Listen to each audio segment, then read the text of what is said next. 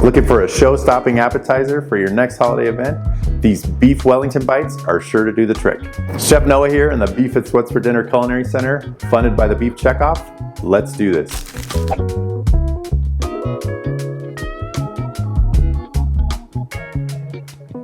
First off, we're gonna cut some mushrooms. We got some creminis and some buttons. We're just gonna kind of rough chop these.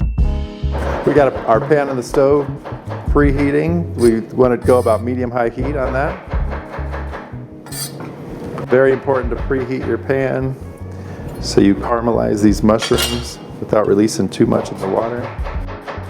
Just got a neutral oil over here. Probably the higher smoke point, the better.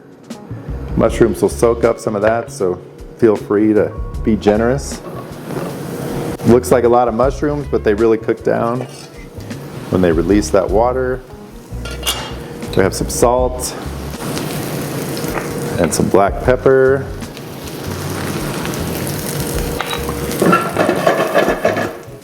Just kind of leave those alone, let them get some caramelization on them.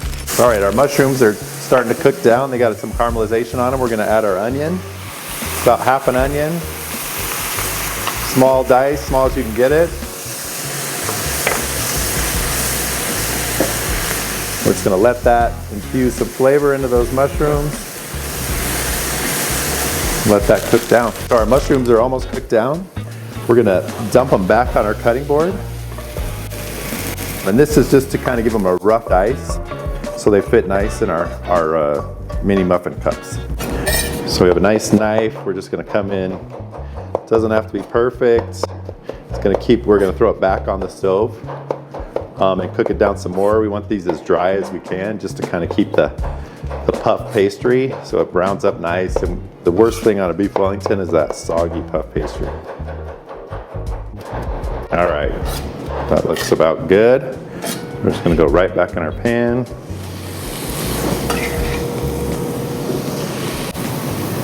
All right, and we're just gonna continue to cook these.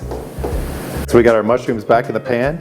We're just gonna take some of this fresh thyme we have, just to give it a little more pop. Yeah, just 3 or 4 sprigs is beautiful. I'm just gonna give that a nice, another rough chop. I'm just gonna go back in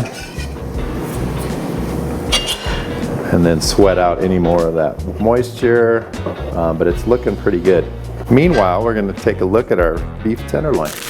I have a beautiful piece of beef tenderloin here. A lot of times the stores will have some of those end pieces. They cook up great for this dish, so take advantage of those bargain buys when you can. We're just going in 3/4 cut pieces. Remember, we're looking at mini muffin pans, so kind of measure your beef based on that if you don't want to get out the ruler.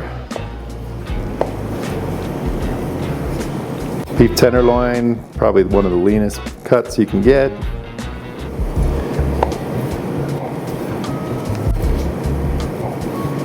All right, we have our beef and we got a bowl here.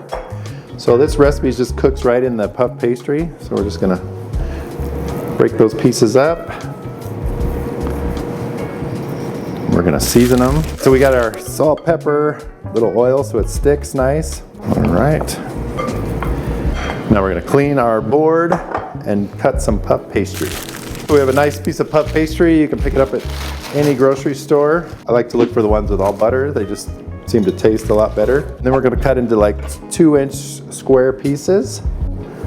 You can pull out the ruler if you like. I just like to eyeball it. And then we're gonna drop those into our mini muffin pans. Great to have these puff pastries pre-made. If you were to try to do this yourself, it's not an easy process. Pull that up. And I'm gonna come this way.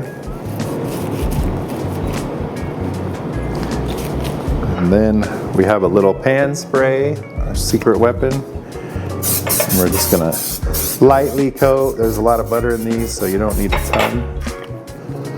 But you don't want them sticking as well, so I'm just gonna kind of press those in. You'll have kind of a cute all corners around. These are just mini muffin pans. You could find them anywhere. Just be careful if you're trying to use full-size muffin pans. You might have to sear your beef a little bit because it might not get cooked all the way through. So just keep that in mind if you're trying to switch this up. All right, so we're almost finished with these. We're gonna start brushing them with some Dijon mustard, classic and all beef Wellington. Just adds a ton of flavor. So this kind of is a nice cheat code. And we're just gonna brush our puff. Getting the last bit of Dijon on here. And then we're gonna roll into our mushroom mixture that we have nice and dried out. Nice little piece in there. Don't go too heavy because you're gonna put a nice piece of beef in there. All right, finishing up mushrooms, and now comes the star of the show, our beef tenderloin.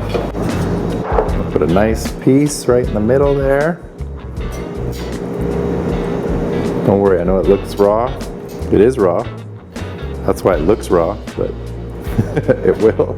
It cooks up nicely, don't worry. All right, get these last 3 pieces in. And then we are ready to pop them in our 425-degree oven. And that takes about 10 to 12 minutes. All right, let's take a look at these. Oh, listen to that sizzle, all that butter. Yeah, baby. All right, these are perfect. Now we're gonna plate these up. Just made a little horseradish cream sauce, because what goes better with beef? Oh my God, your mother-in-law is gonna be so impressed. Easy, you could double the recipe, make 48, just depending on how big your party is, because I can tell you right now, these are gonna fly. I made a nice horseradish sauce. Just gonna throw a little dollop on a few of these. Garnish that up. All right, there you have it. Our mini beef Wellingtons with some horseradish sauce. You're gonna be the star of any party you go to. For more recipes like this, go to beefitswhatsfordinner.com, and don't forget to like and subscribe.